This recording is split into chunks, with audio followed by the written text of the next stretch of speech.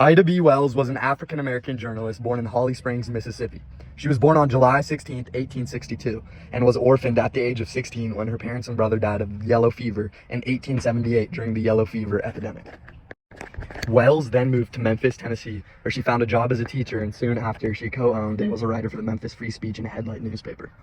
She wrote about incidents of racial segregation and inequality. Eventually, her journalism was carried nationally in black-owned newspapers. Wells was receiving threats from white folks, and they even went so far as to destroy her newspaper's office.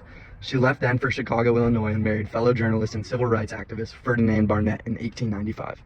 Wells started a family with her new husband and continued to write and organize civil rights and women's rights movements. As a black female activist, Wells faced disapproval from the public commonly. Wells died of kidney disease on March 25, 1931, and in 2020, the Pulitzer Prize special citation was added to her legacy for her outstanding and courageous reporting on the horrific and vicious violence of African Americans during the era of lynching. Ida B. Wells' pamphlets helped bring awareness to the public about the rampant lynching of African Americans in the South. In 1898, Wells went to Washington, D.C. to implore President William McKinley to institute reforms against lynching and discrimination.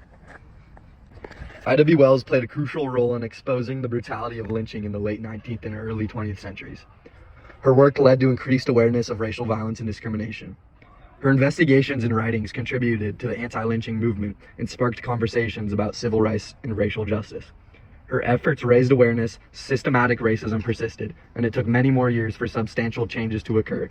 However, Wells laid a foundation for later civil rights activists, and her work is recognized as a significant contribution to fight against racial injustice.